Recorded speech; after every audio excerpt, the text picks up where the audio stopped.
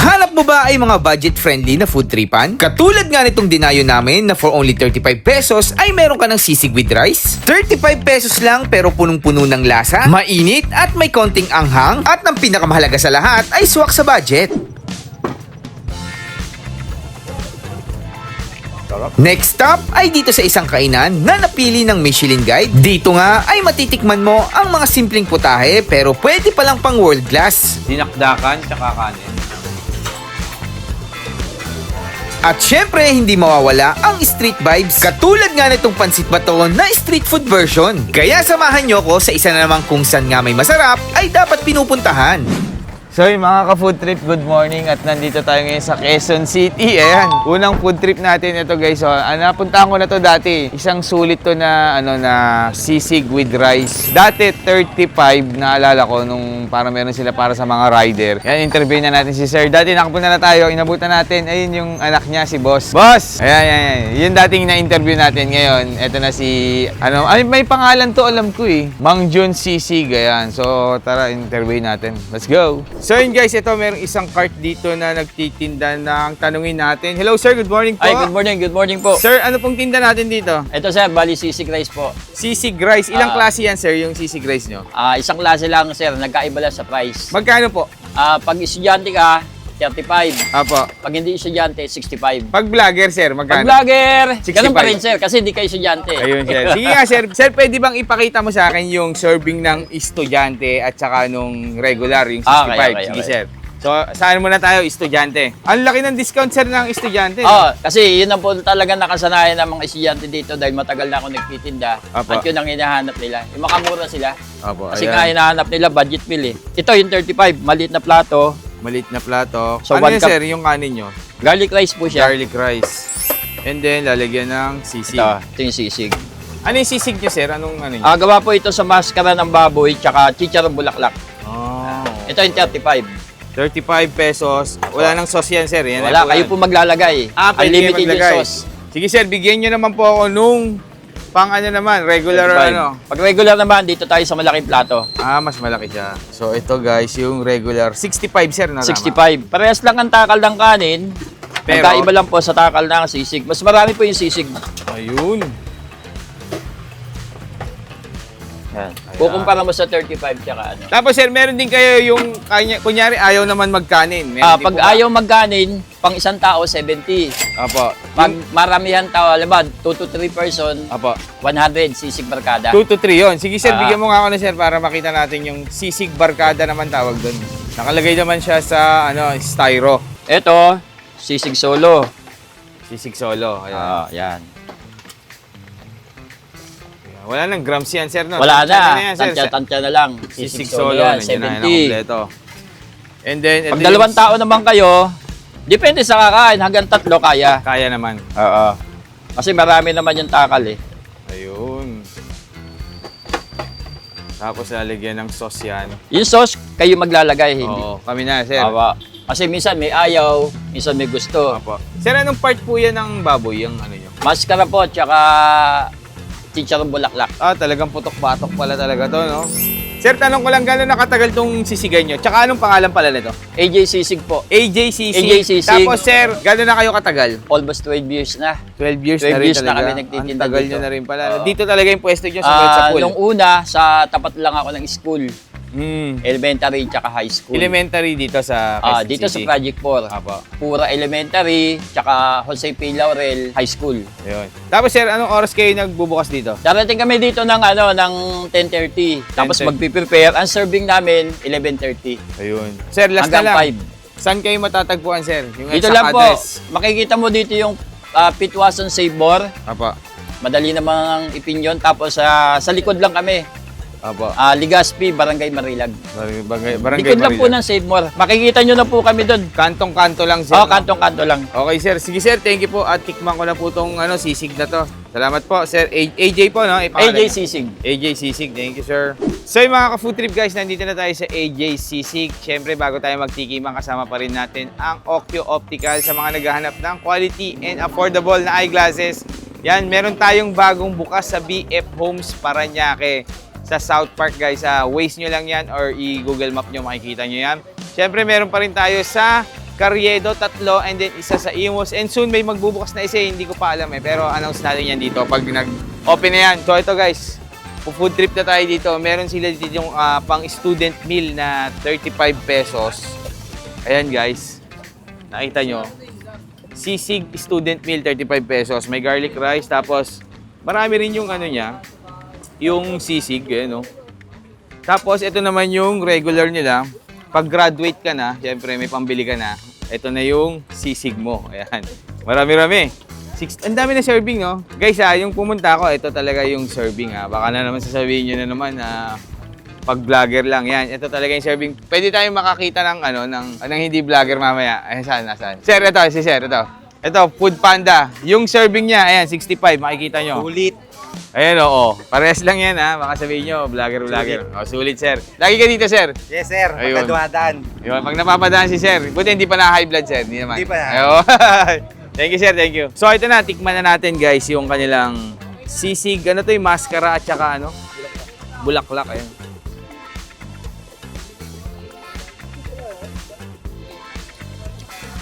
Ito talaga. Malasa. Parang halo siya ng juicy yung parang mascara niya. And then yung bulaklak na yun, malutong-lutong. Kamusta, Sob? Jay, Ano yung special sauce nila? ang sarap no. Ayun pala yung special sauce nila, yung nagpasarap din dito. Ayan lagyan natin ng special sauce. Tapos syempre, may chili sauce, Wow. Pag gusto nyo kalamansi, meron pa rin doon. Pero para sa akin, okay na to. Sarap. Yung rice nila is parang medyo manamis-namis na konti. Garlic rice. Sarap. Unang food trip namin dito sa AJCC. Tapos guys, pakita ko rin pala sa inyo. Nakain na pala. Meron din tayong barkada at saka solo na a la carte lang. 70 at 100. Pero dito ka na guys, ito 65.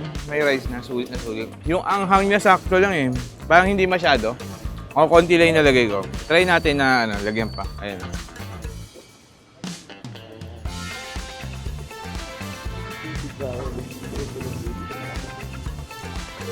Hindi masyadong maanghang. Sakto lang. So yung mga food trip, punta na kayo dito sa AJCC. Ayan, 12 years na pala sila dito. Harap. Thank you.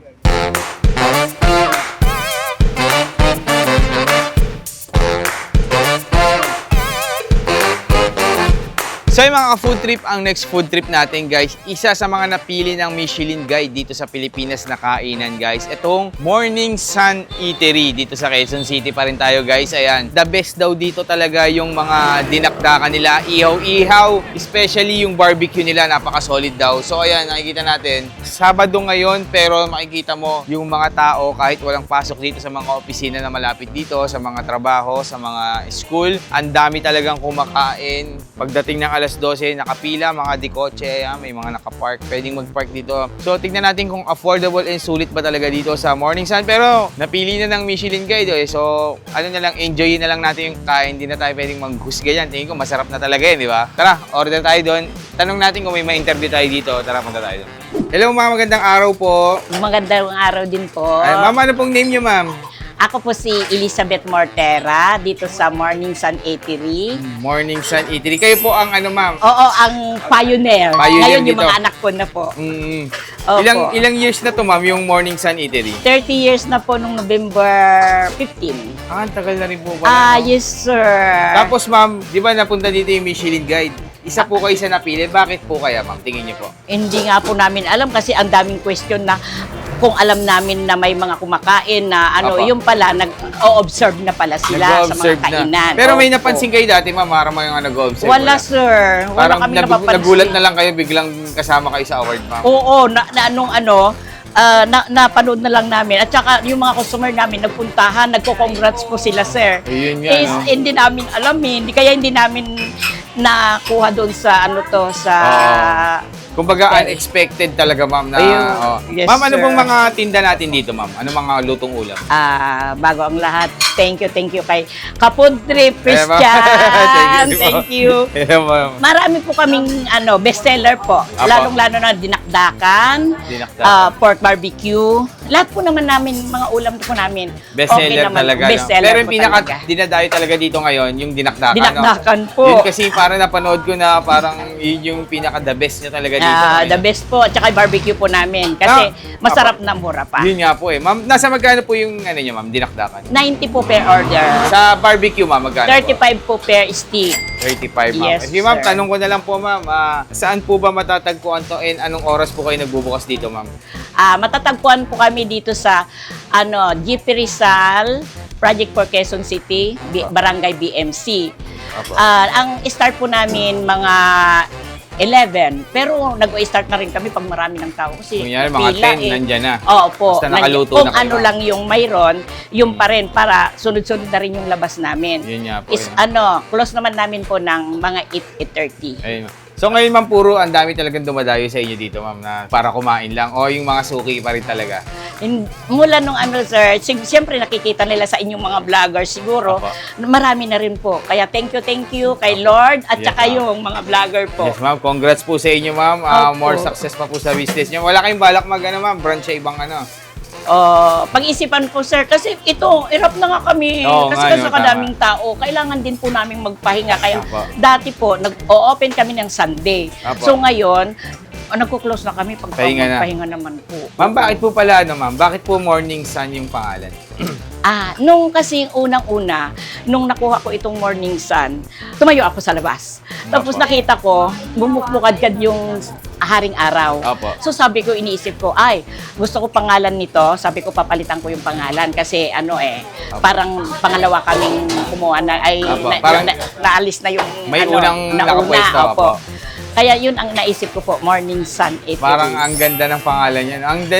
Ang catchy, tapos ang gaan-gaan sa Opo. feeling. Parang ganun. Sa 30 years po, sabi nga ni Ma'am Jessica hindi kayo nagsara, sabi niya gano'n. Apo. So kasi yung mga ibang mga business, hindi nila nakukuha yan. Hindi ma'am, kasi dito lang ako umaasan, maliliit pa yung mga anak ko. Apo. Dito ko sila napag-aral, nagtutulong-tulong sila. Yeah, ma'am. Sige, ma'am, excited na akong tikman yung mga pagkain niyo dito, yung dinakdakan tsaka barbecue. Ma'am, salamat po ha. Titikman na po namin. Thank you po. Lalong-lalo na si Sir Christian. Opo, thank you po, ma'am. Salamat po. Kain na po kami, ma'am. Thank you po. Opo. So ito na guys, titikman na natin yung napili ng Michelin Guide na karinderya dito sa Quezon City. Ito yung Morning Sun Eatery. At ang the best daw dito yung kanilang dinakdakan. Lagay muna natin sa Gedli. Baka mamaya masagi natin. Wala tayong pangpalit dyan. Tikman natin yung kanilang dinakdakan. Ayan. Parang ano siya, white yung sauce niya. Tapos may sili kalamansi.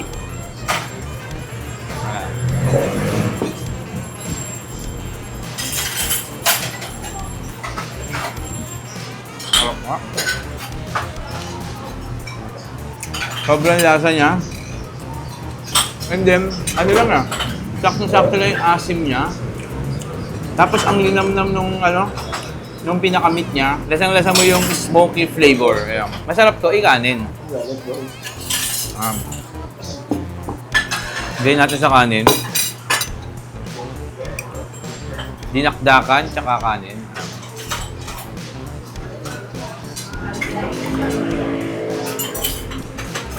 Sarap. Parang mas masarap to pag lalagyan mo ng sili pa, medyo maanghang ng konti. Ayan. Yung asim niya okay na kahit walang kalamansi. Ayan, mix natin yung sili. Solid to, pag may sili to. So, optional naman yung anghang nito kung gusto nyo maanghang. Kaya may nilalagay silang sili sa gilid. Try natin na maanghang naman yung dinakdakan.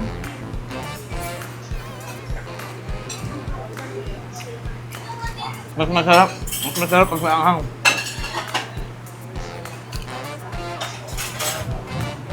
Pero mas masarap siya guys pag pag may sili. Ayan, kasama pa rin natin AJTV Vlog nasa gilid natin. And then, yung kanilang barbecue naman try natin. Ito yung isa sa pinagmamalaki nila dito.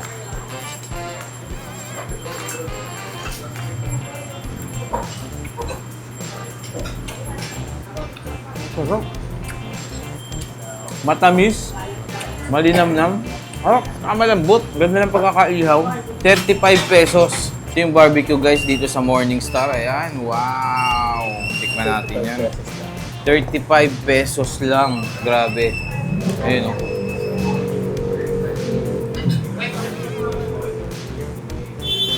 Sarap. Malambot. Medyo manamis-namis. Juicy. Tsaka ang lasa niya. Harap. Bahan natin ang kanin. The best nga yung dinakdakan nila dito. Kasi yung sabaw nila na libre dito.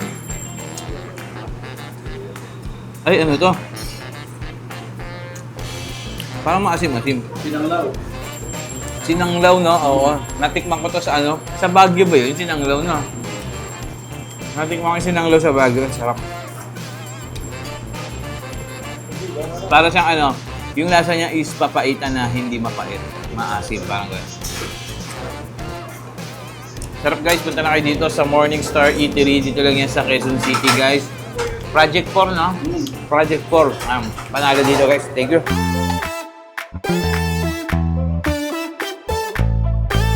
So yun mga ka-food trip, nandito tayo ngayon sa ating next food trip. Ito guys, yung pansit bato, no? Pansit bato. Pansit bato o pansit bato to? Ano ba talaga? Hindi, joke lang. Pansit bato dito sa Quezon City. Pinipilahan dito.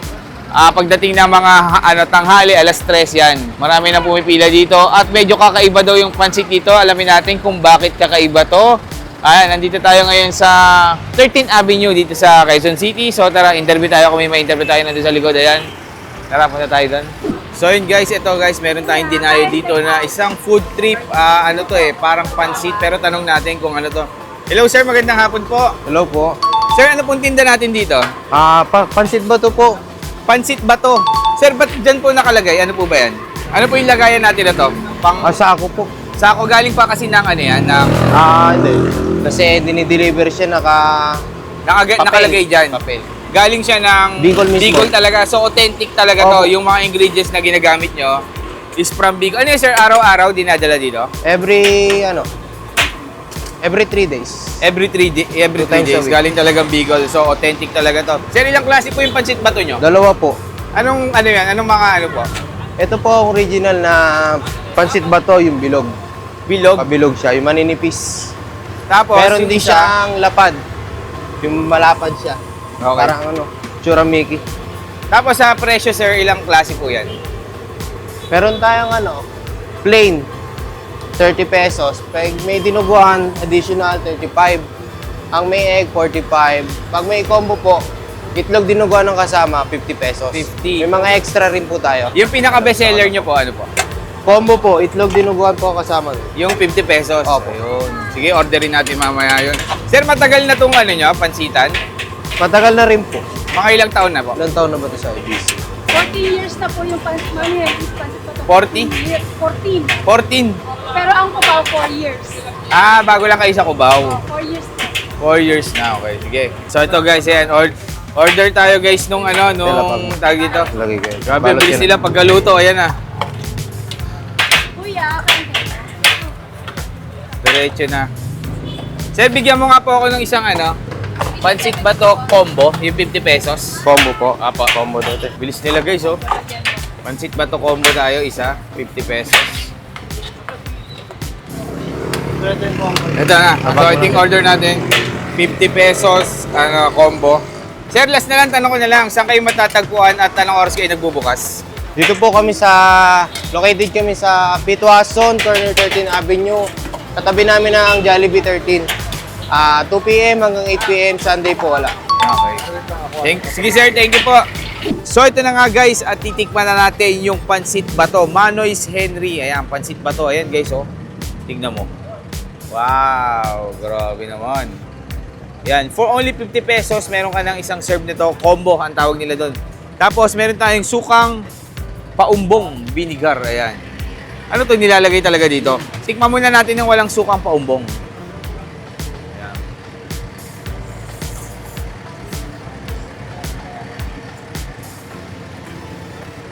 Oh. Sarap na to. Perfect merienda, masarap kainin, madaling kainin. Ayan. Tapos may dinuguan. Try naman natin lagyan ng sukang paumbong. Ayan. Sukang paumbong, ayun. Sukang pa. Chili sauce. Binilender na. Chili sauce. Ayan. Konti-konti lang. Grabe, ang tapang ng chili sauce. Tikman natin kung anong may improve sa lasa kung merong sukang paumbong.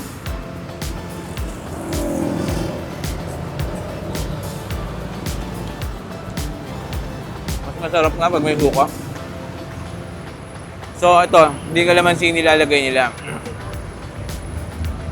Ang nilalagay nila dito, suka. Itlog.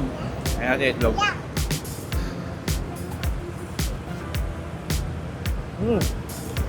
Oh. Sarap to guys. 50 pesos pero alam ko 30 ba? Meron na? 30 pesos? 30 pesos plain meron na. Ang sarap ng combination ng ano, ng dinuguan tsaka ng pansit. So yun lang mga ka-food trip, punta na kayo dito, ang sarap panalo.